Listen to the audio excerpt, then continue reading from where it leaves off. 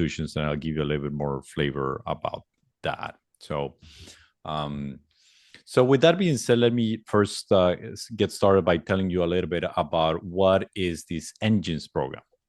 So 2 years ago, in 2024, the NSF awarded 10 different innovation engines all across the United States. These innovation engines were focused on promoting the development of technologies that are important for the nation in places in the nation where there was a lot of potential, but for those technologies, but there also was a lot of potential for great economic development. So if you take a look at the whole plan of the engine, most of them are in areas which have been in economic disadvantage. So you wouldn't really find them in larger metropolitan cities, but nearby or in regions that are nearby those big hubs. The NSF awarded 10 of these ones in different topics: water, regenerative medicine, semiconductors, etc. You can go and take a look at you can Google the website and take a look at the different ones. And here in Upstate New York, we were awarded the Upstate New York Energy Storage Engine, so focus on energy storage. And so the quick facts is that this was launched in February of 2024. That's when the process started. Of course, the proposal for that took about a year before. We are a coalition of about 40 industry, academic, community, government partners. The main effort is centralized, located in Binghamton University, but we are 4 academic partners that are part of this big effort. It's Binghamton University, Cornell University, Rochester Institute of Technology, and Syracuse University. And then we have a widespread group of academic, nonprofits, and other types of partners that work with us.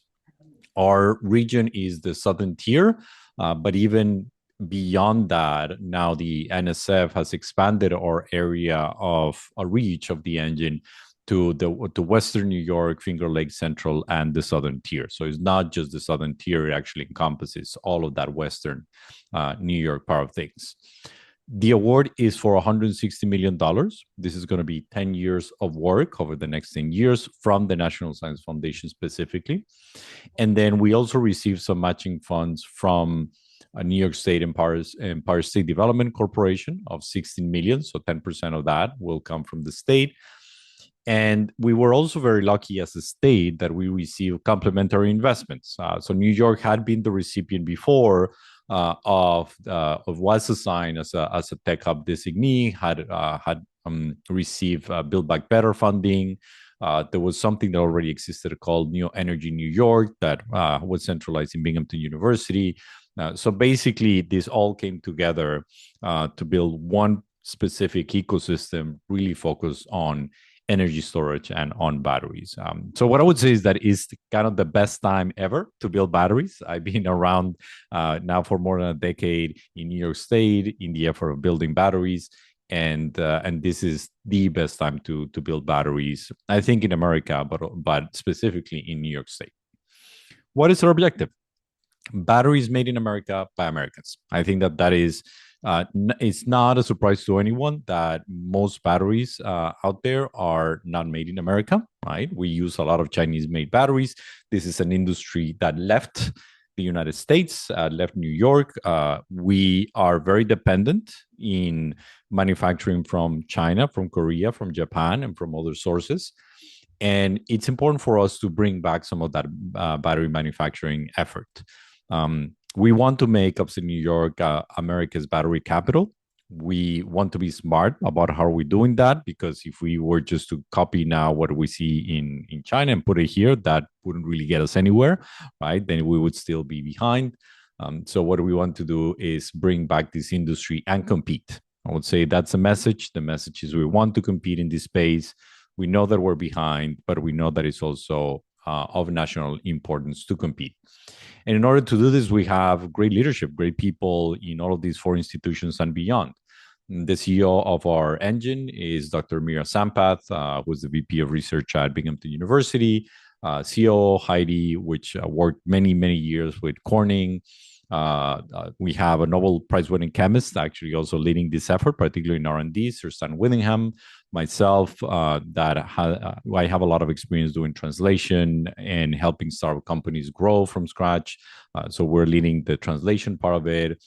We have Myra working as a regional engagement director, Tim at the Griffith Institute working on workforce development, and Matt Ganter as part of our infrastructure leading team on all of the infrastructure that we need based in Rochester, but all over the state, so that we can promote more companies to move to the state. So this is really a stellar team. And below us, there's even more people working.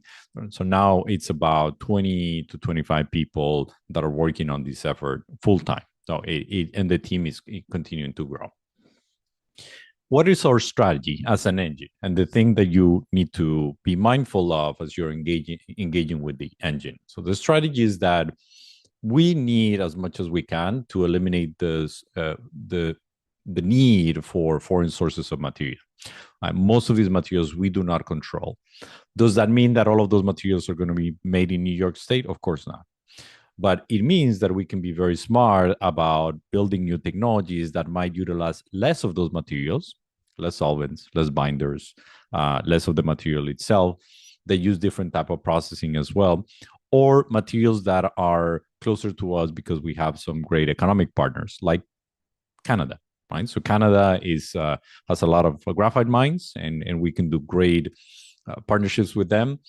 So basically, it's be more secure in how we use materials.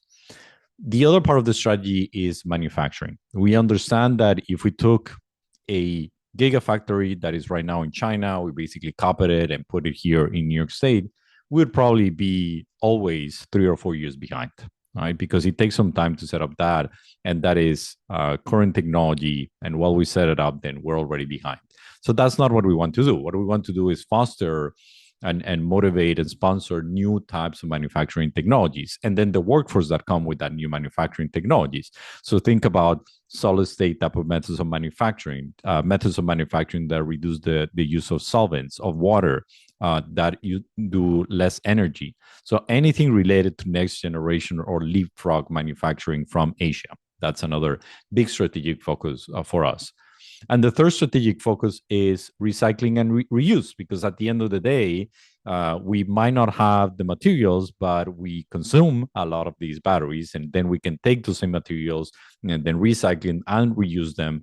And even if we were to recycle 25% of every single battery, that would be a huge win. That would reduce our dependence on foreign materials greatly. So that's a very important part of our strategy as well. So new materials, manufacturing, recycling, and everything that surrounds it, right? So these are not very monolithic, is new things that can help us leapfrog technology. And what we want to do is support those from very early stage, could be from R&D, then TRL is the way that we really think about these technologies. So anything that is below TRL 3, we can actually support and we can manage. If there are things between TRL 3 and 6 or 3 and 7, we want to make sure that they use a lot of our infrastructure and they use a lot of resources. We want to connect those with the downstream industries, and at the end make sure that all of these processes working so that we push the companies, we push them from lower TRLs to TRL 7, 8.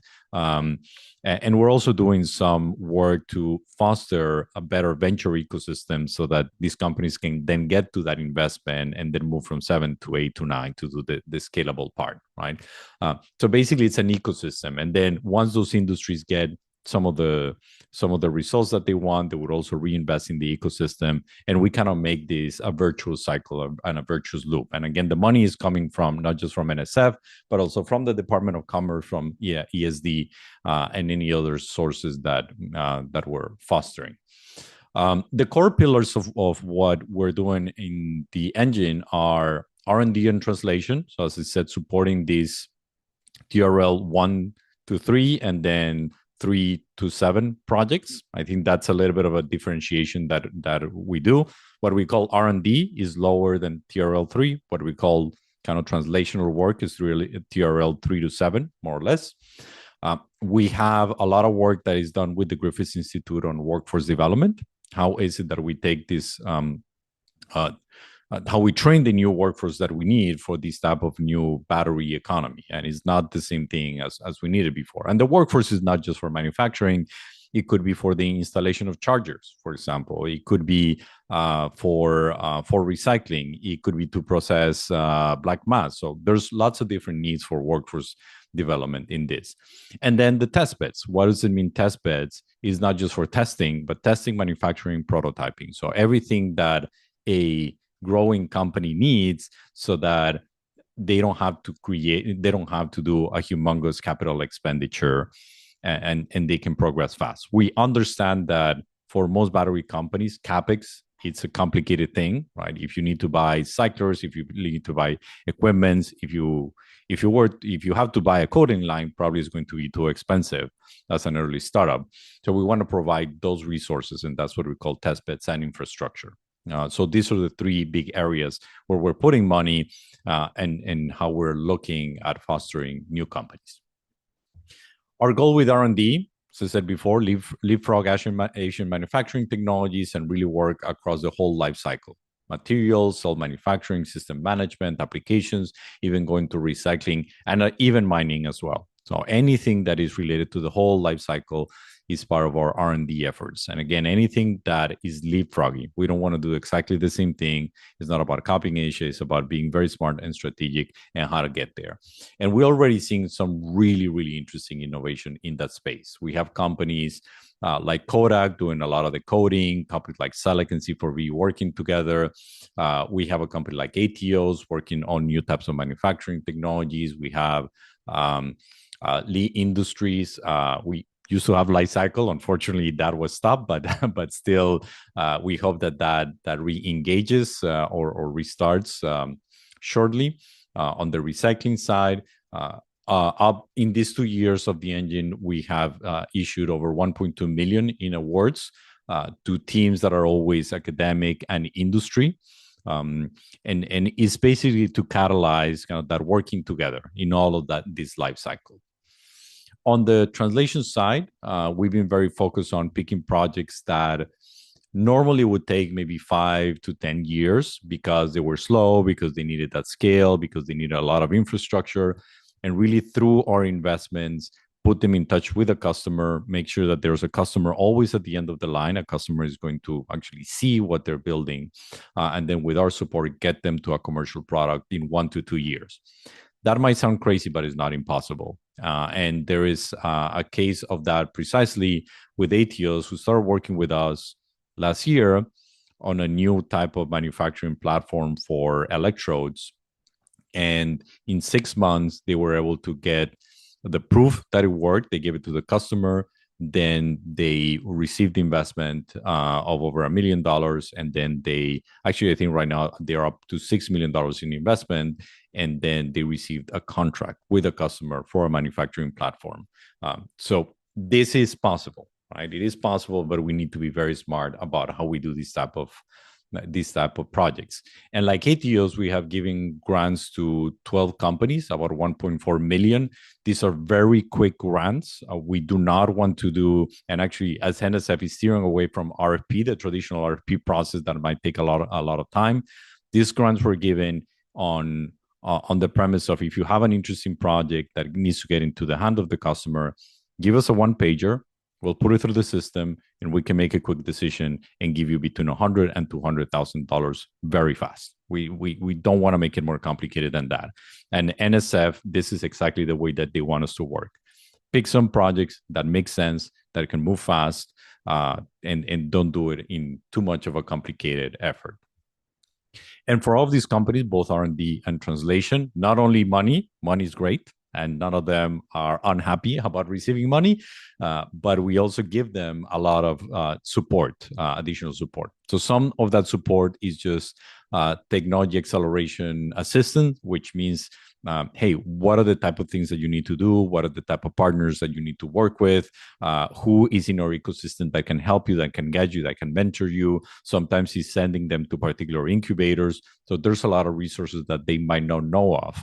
And we need to assist them on knowing what our ecosystem can offer. We also built a supply chain risk assessment tool for all of our companies, again, separating it into lower TRLs and higher TRLs. And this is very, very important because the government knows right now that there will be some supply chain disruptions. There will be at some point in time probably a war for resources. And we need to make sure that all of our companies understand what are the risks that they have on their supply chain. We built this tool with MITRE, and this tool is going to be available for our companies so that they can have a great checklist of all of the things that they need to do to make sure that they are bulletproof in terms of their supply chain. We're also engaging a lot with other NSF programs. As you know, NSF also has other programs like ICOR, like SBIR, STTR, PFF. So these are all programs that we know that exist, and we are shooting our companies to those programs, basically saying, how can we support you, but at the same time give you visibility to those other programs so that you can get on track. And so it's not just our investment, but then there's several investments that NSF can do on those companies moving forward.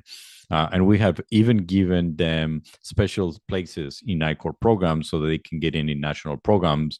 Whether there's a 6 months waiting list, they don't have to wait. They just go in directly. For each one of those companies too, we mapped them in the ecosystem. We did an S-curve. We understood what the TRL was.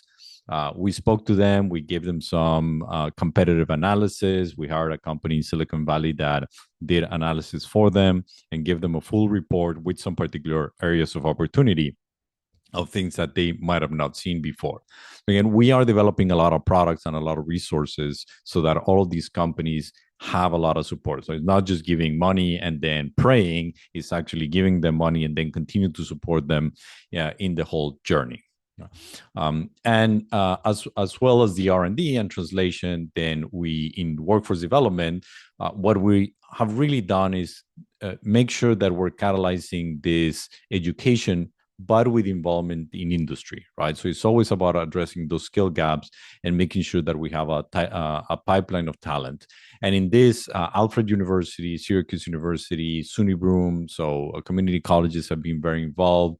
YMCA, we've even been very involved with Indian Nation as well. So we're trying to make a comprehensive group of community colleges, universities, and actors of the community. We were at the State Fair, and you might see on LinkedIn very interesting pictures of the engine staff being at the State Fair and showcasing what was happening there. So that's the type of community approach that we have, is going to the community and making sure that they understand what batteries are.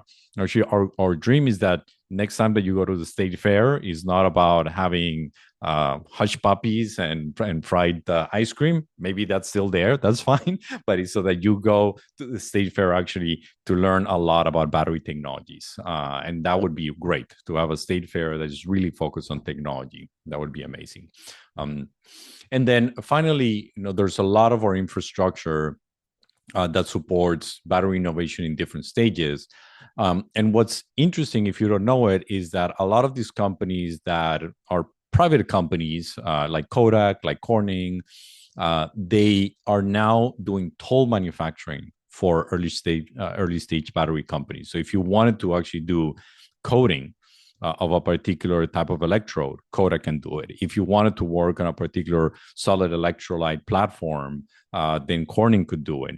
And the beautiful thing about having these big companies be part of this ecosystem is that they really help you with the issue of scalability, right? So if you have a technology that is really early on, you're going to face one, does this work?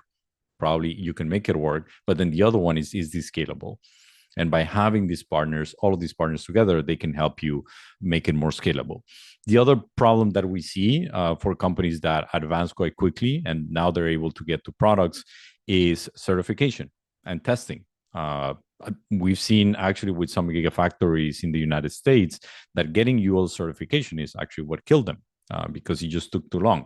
So through our network of test beds and through the work that our IT is doing, a lot of the money and infrastructure that we're putting together, we're helping that infrastructure continue to grow. So what is our plan for the next 3 years? And Anwar, I'll get exactly to your question that I see in the chat. So our strategy for the next 2 years is going to change a little bit. In the first 2 years, the engine focused a lot on let's make sure that we have good R&D efforts, that we have a solid strategy for translation, that we have a good workforce development plan, and we have the infrastructure to support it. So it was a little bit more of let's try to bring people up, right, and understand what do we have in our ecosystem. What we realize that we're still missing is that connection with industry. So there's a lot of these things that can solve the problems that the industry has. And what we're going to do in years 3 to 5 is organize around big problems that the industry is asking us to solve.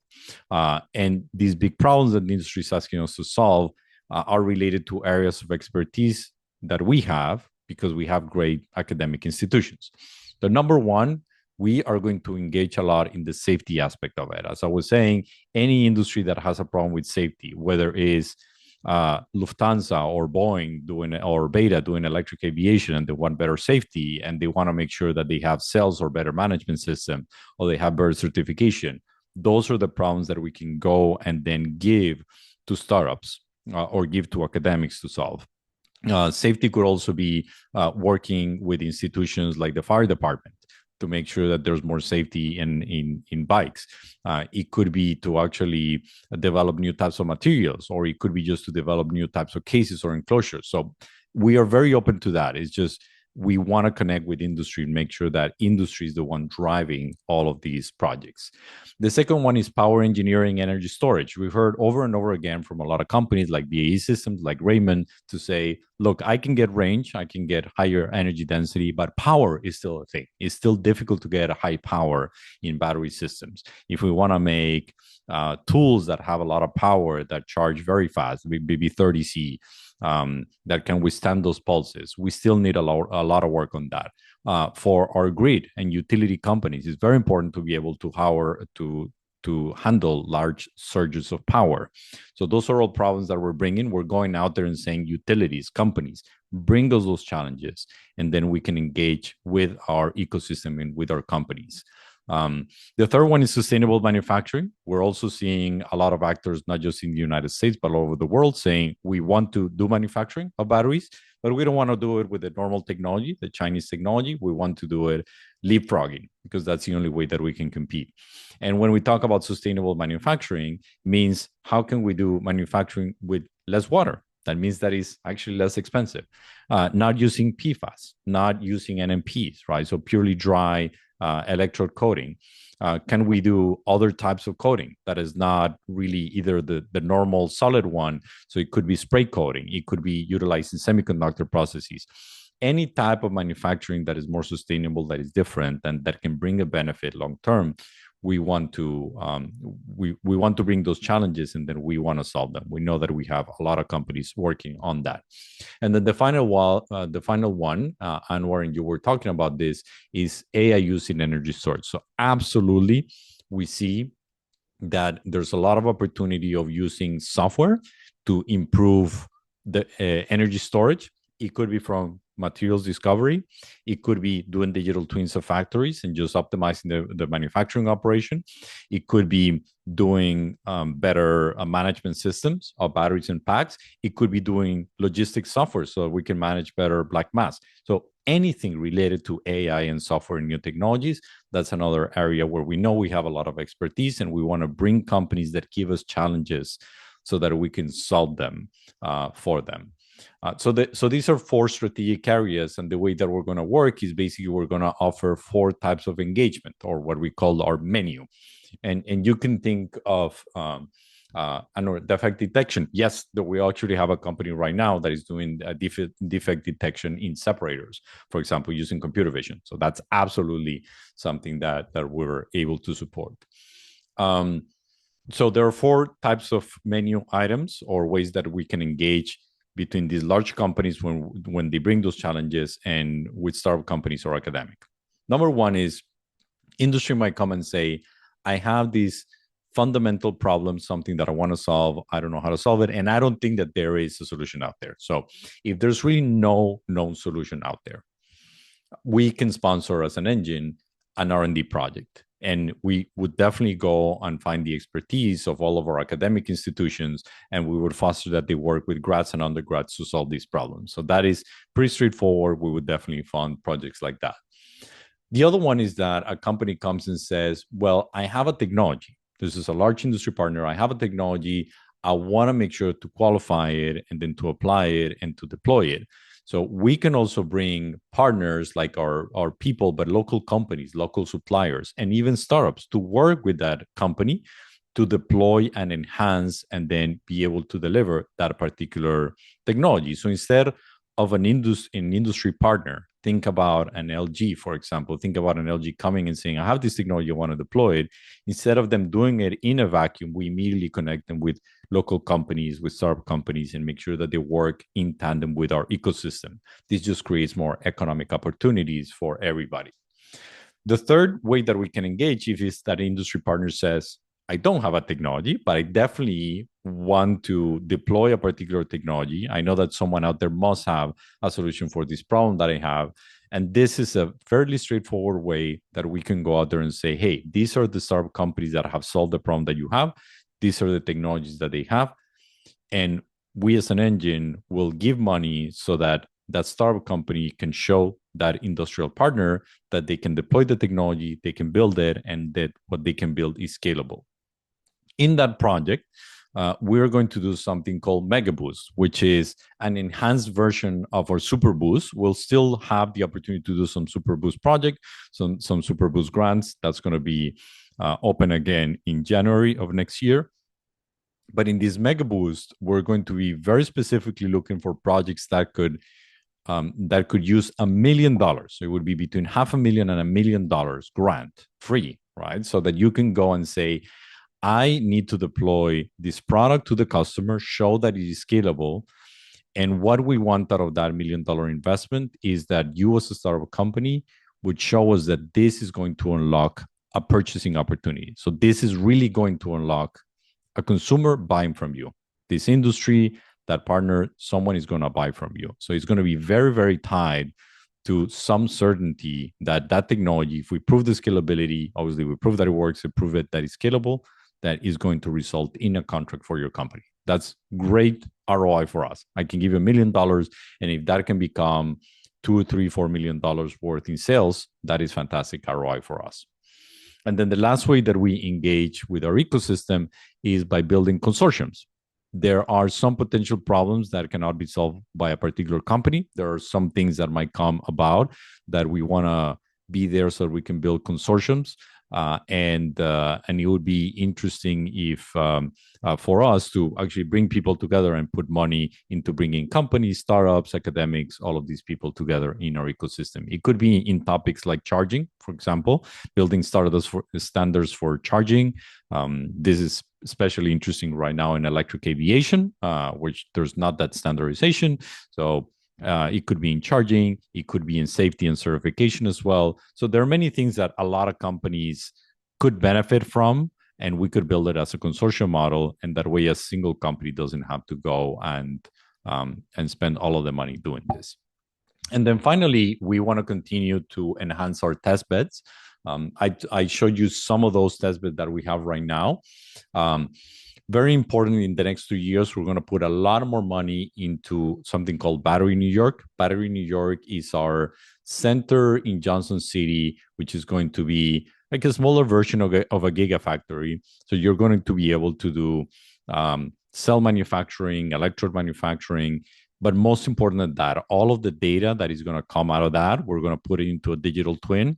And we're also going to give that data to software companies and AI companies so that all of those processes can be improved. So it's going to be not just a place where you can build companies, but also a place where you can optimize everything that you're doing.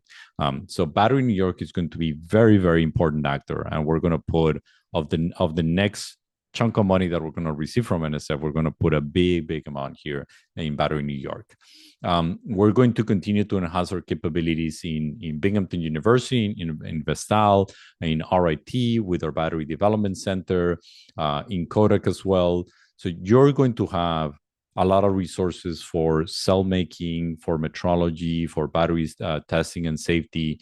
so that you do not have to spend a dime in CapEx when you're small still. So you're just going to go work with these companies, um, show that what you're doing is not only technically feasible, but also scalable.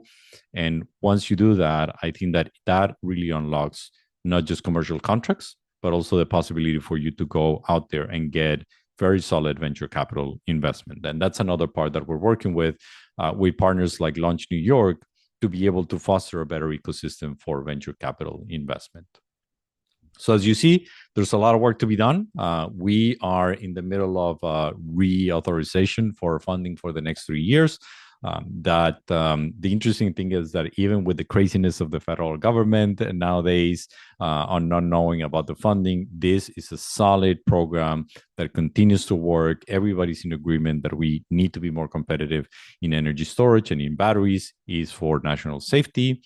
And we continue very strong, and I'm absolutely sure that we're going to have all of the funding that we need to continue to grow this industry. So this is the best time to do batteries. Upstate New York will be America's battery capital. It is already starting to be that way. And I want to thank you for the time that you gave today. If you want to contact us, please take a look at our website, upstatenewyorkengine.org. You can subscribe to the newsletter. We have some news there. Go and look to us on LinkedIn. That's the other place where we post a lot of pictures and a lot of interesting things. And if you need to send us a message, please do. So with that, I'll open it up for questions. Thank you.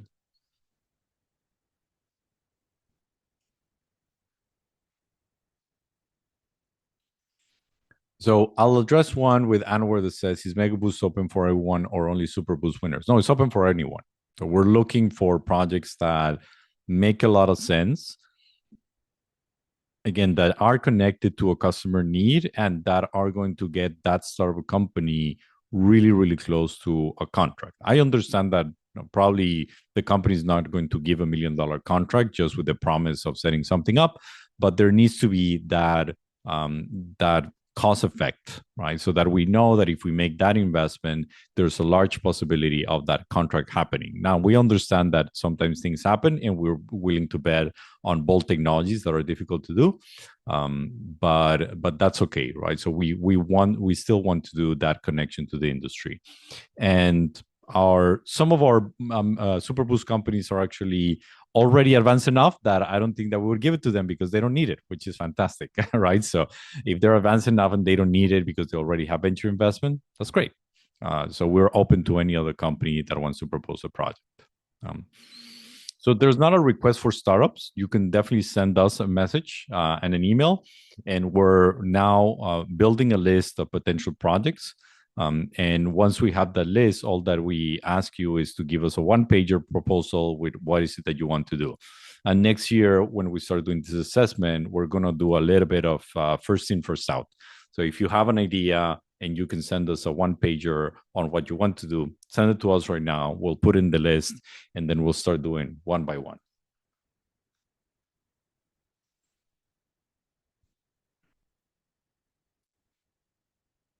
Yep. Thank you, Jeremy. Yeah, if you can share it with your companies, just tell them to send us proposals. One pager. Doesn't need to need more than that. Don't send me a 20-pager, NSF award document. One pager. What do you want to do? What does it make sense to you? And why is it that $1 million would be fundamentally just crazy good, I guess, for your company. Mm-hmm. Could you distinguish? So you mentioned two questions, I guess. So thank you for the presentation. Just following up on that, you've mentioned the 100K to 200K in relationship to the one pager, and then you just mentioned the 1 million, which I think is related to the Mega Boost. Yeah. So when we send, so like if we, a startup sends a one pager, should there be like a funding amount, or be like, hey, this is what we're doing, let's engage? That gives you some background for us to talk, or should it be a specific proposal to be like, hey, with 150K we would do X, or with 1 million we would do Y? Make sense? Yeah, that makes sense, right? So it should be first and foremost, what is it that we need to get done right now, right? And so what is one thing that we need to get done that is going to be very impactful and important for us? And what we're going to do is take a look at, well, does this make sense if we give you 100K, or does this make sense if we give you a million, right? But again, what I want to see is kind of that focus area on what is very impactful for us. Now, in the past, when we did this year, when we did Superboost, what we told those companies is we just need to make sure that you're building something that is going to get to the hands of the customer. All right. So that was really what the money was for, was at the end of this, after a year of work, you're going to have something and then you're going to show it to a customer. Right. And that's part of the milestones.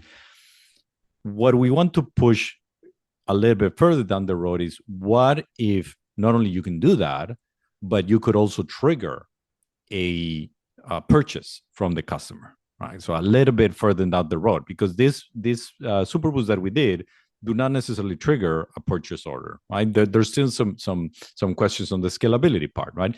But if it could, then I would push you, and all of our team would look at this and say, you know what, you're very close, but you could push a little bit further down the road and say, well, if I, instead of just giving them one cell, I can prove that I can make this scalable, then I'll give you a million so you can prove that you can make it scalable, and then you can push to actually get a contract.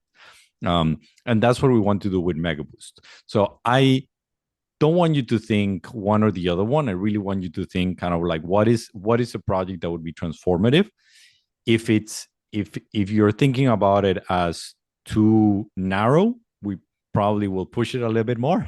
But you could also tell me, hey, I want $1 million to set up a manufacturing plant. And then I'm looking at that and I'm saying, you know what, you haven't even proven that the technology works, and that's not going to trigger, no, it doesn't matter what we do, is not going to trigger that investment. So I might then come back and say, well, let's consider it for 100K, because there's something that you need to do before.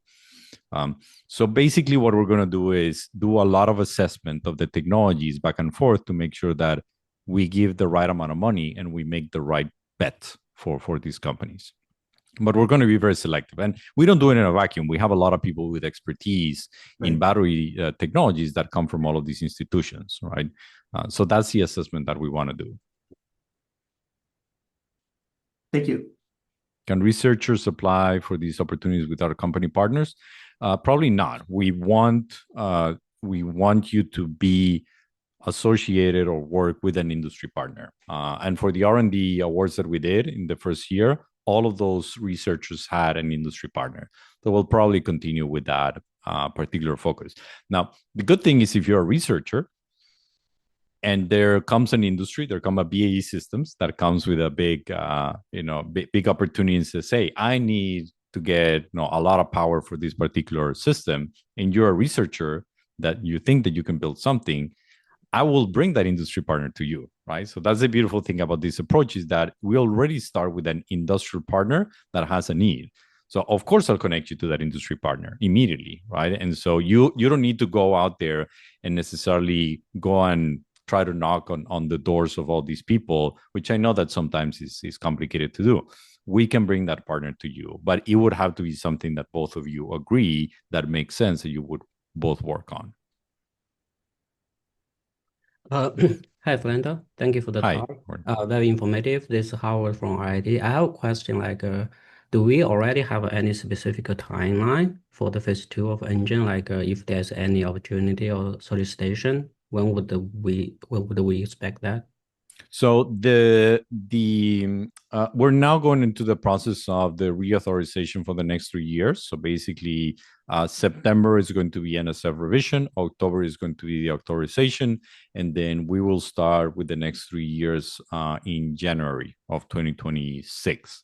But what we want to do is November and December, and even right now, actually have a list of potential projects, so that instead of going out there and saying, hey, who do we have to work with in January, comes November, we already have clarity on when we would deploy the money. So that way, probably we could work November, December in the contracting of it, and then you could start January just in earnest doing the work. So that's the timeline right now. I see. How to approach then? Are you going to have any online announcement like that, or we have to? We're probably going to put it on LinkedIn. We're doing these information sessions precisely out of that, right? So please send us an email. I'll put our email here, or Candice, if you can help us put the contact email here.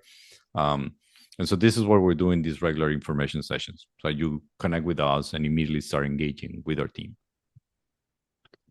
Great, thank you. Mm-hmm.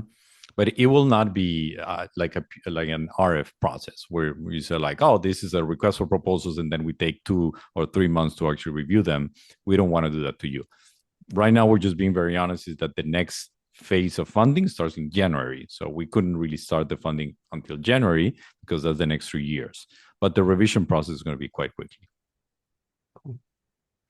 So you also mentioned like AI going to be an important pillar, like research folks. Can you talk a little more on that? How you're going to highlight that part? Yes. So what we recognize is that we have really interesting expertise on utilizing AI, and for example, Cornell University, Cornell Tech is solely focused on AI. Binghamton University has great faculty on AI. We've seen some people on RIT as well working on AI systems with the Colisano Center. So we know that we have really interesting groups of people working on AI. We have companies like Samsung and LG that have approached us saying we have new LLM systems that we want to see how they would work for this particular type of effort. So it's kind of all coming together. And our approach is, what are the things that AI can help us do to improve just battery as a whole, right? So as I said, I think it's very clear, or there's in academic institutions, there's a lot that has been done on using AI for materials discovery, right? So how do we use that for materials discovery? That's definitely an area. There's really interesting investments on that side. So that's an area that we would be interested in. The other one is just optimization of manufacturing. If you're going to do electrode manufacturing, so you can use AI to do analysis, to take a look at the electrodes, to take a look at defects, to reduce the energy consumption, to understand how to use solvents in a better way, or to reduce the use of solvents. Just the operation of the manufacturing itself could be one. There's a big opportunity in using AI to do better forming. And that is huge, right? So if you can reduce half of the time that you do in the formation cycle of batteries, that's great expense for battery manufacturers. So how do we use AI on that? Then go to operations of the battery itself. How do you charge it better? How do you discharge it better? How do you operate it better in cold, right? So minus 20 degrees Celsius. How do you operate it better when you have high power pulses, 15C plus? So all of those things are places where AI and machine learning can help us can help us understand better. One of the things that I always say is like we're still charging every single battery the same way, and we shouldn't, right? So silicon anodes don't charge the same weight. Silicon and graphite doesn't charge the same way. Graphene doesn't charge the same weight. We should be doing different things for these different chemistries. And then the last part that we're looking at is using AI to understand what are the sources of black mass? Where are places where batteries are being thrown out that could be recycled? How do we optimize supply chain so that we can get more of that black mass into the people that are actually working with it? That's what Light Cycle was trying to do as well, and probably Glencore would continue to try to do that. So we're just very open. We see that AI, it's not a single thing. There's lots of things that could be done, and we're just very open, whether it's LLMs or machine learning or computer vision systems. So I think that there's a lot of stuff that can be done, and there's big players that are coming and telling us that they want to work with us, like LG, for example, that has its own LLM and wants to make sure that it's applied the right way into energy storage. Great. Thank you.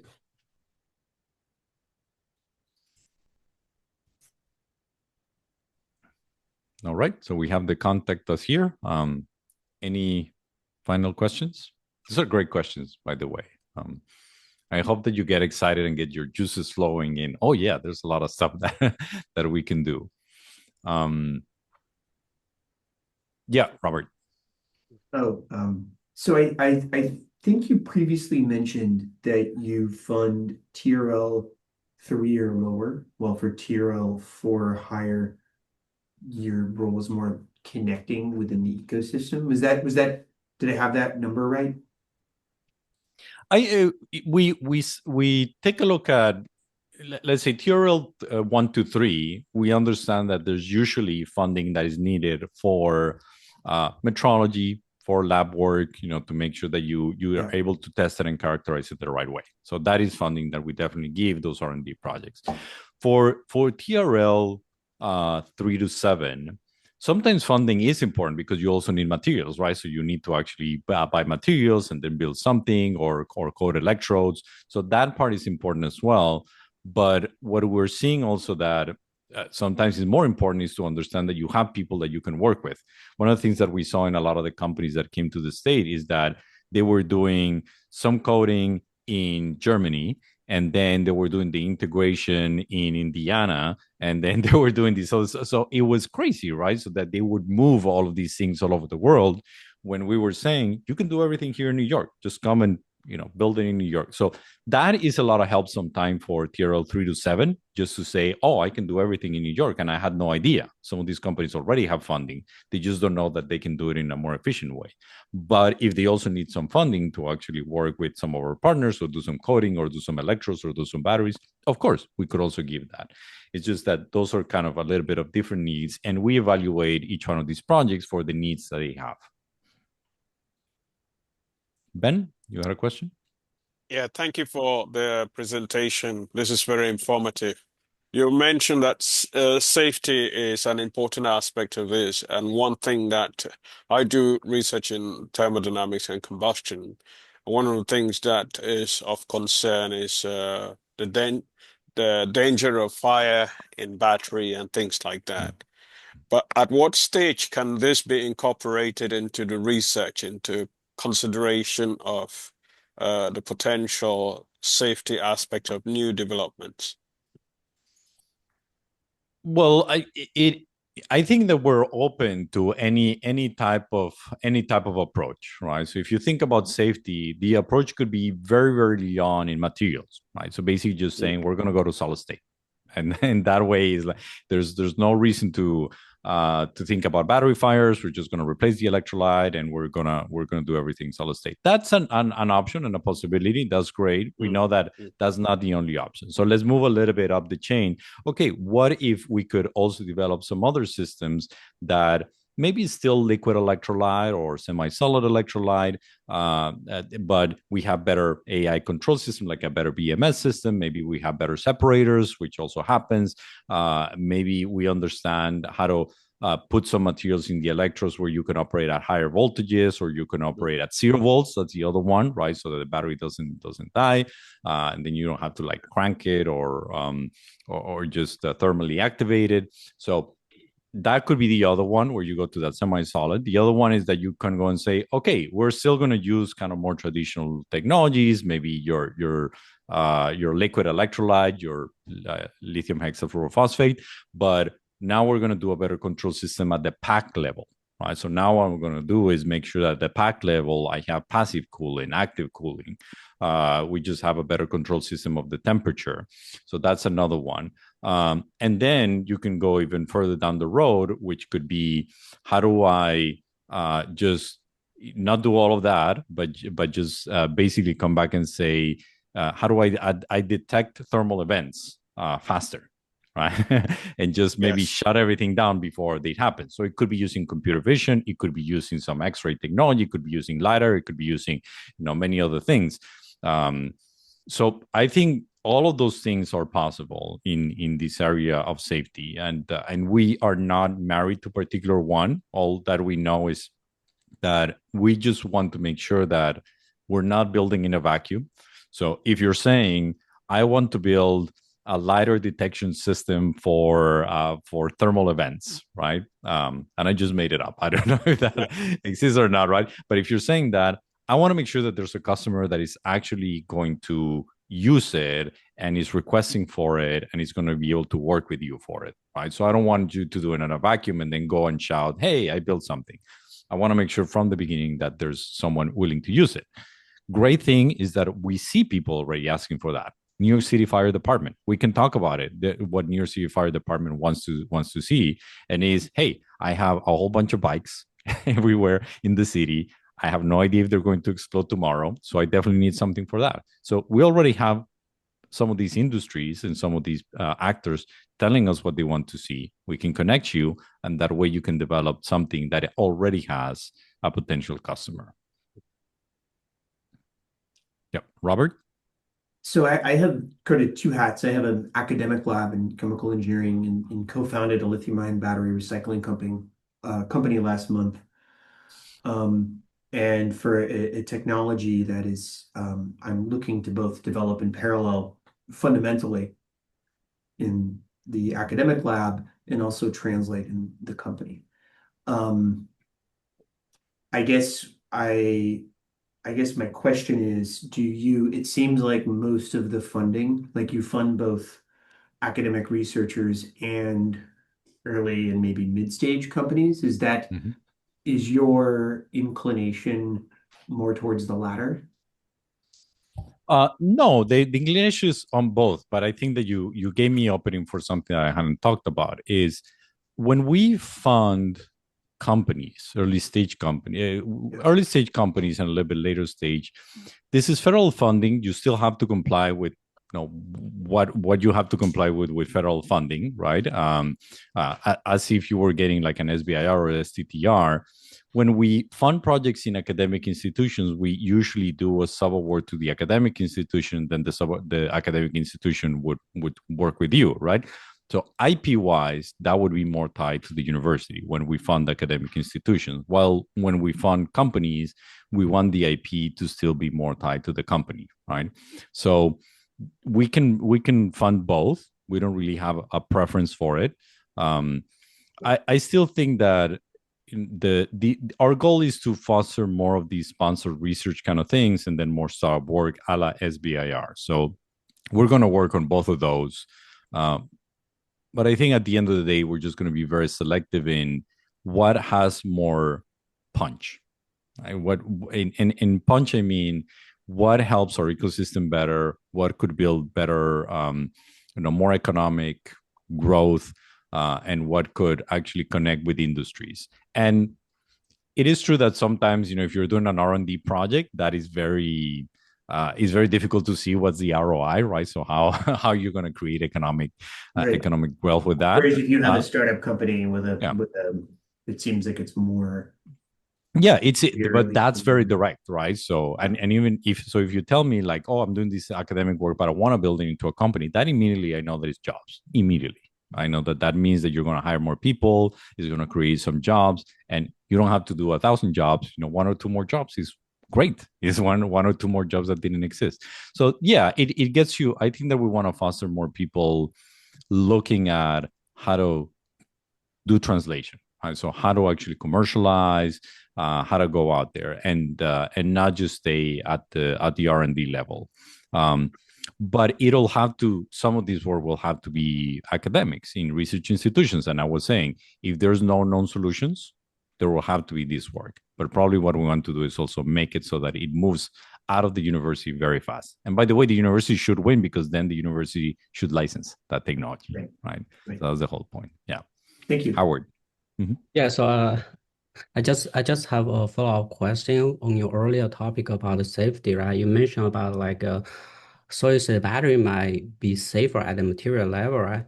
But they have many other issues on solid-state battery. I wonder like what's the perspective of engine? Like the background is like actually sent several proposals to the R&D like last year about solid-state battery, lithium metal solid-state battery, but it looks like engine prefer to have different research box.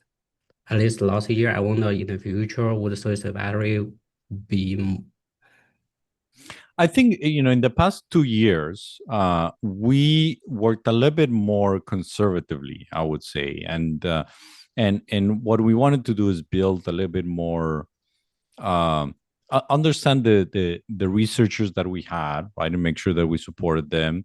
We wanted to have projects that were a little bit more spread, so not all of them in the particular topic, and have a good mix of TRLs, right? So I'm very early to a little bit later stage, but still to 7, so not really doing anything 8, 9, or 10. So that was the first 2 years. these next 3 years are going to be, I think, fundamentally different. It could be that we do a lot of R&D projects as long as there's a need that is being unmet, right? So we're not against that at all, right? And you might tell me at the end of the day, this is really solved by doing a fully solid state battery, right? And so if that's the case, and there's someone out there that is saying, look, we're willing to actually purchase this solution because it's so important for us, then we'll support it, 100% support it, right? But I think that we want to be a little bit less speculative in the R&D side, if I might say that, meaning that instead of us doing technology push, we're actually doing all of these technology pull.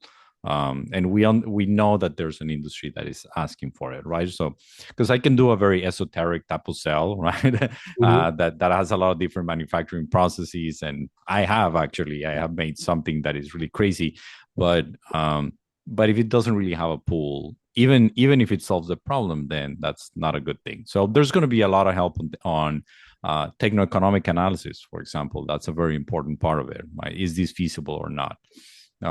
So that's something that we can help you with, but we'll be less speculative.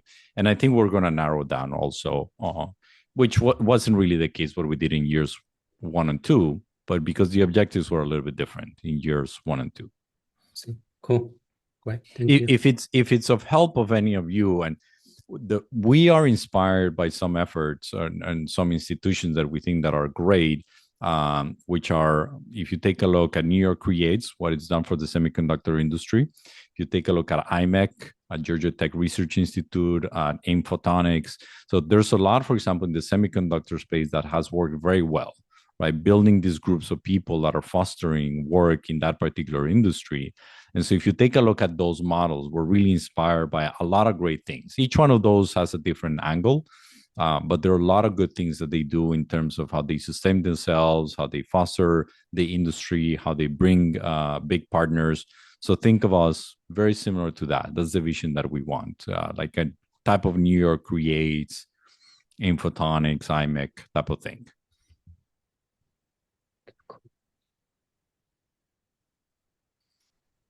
Awesome. So with that, thank you very much. And please be in touch, send us an email, and we'll be happy to continue this conversation with you. Thank you all. Thanks, everyone. Thanks to the team. Thank you very much.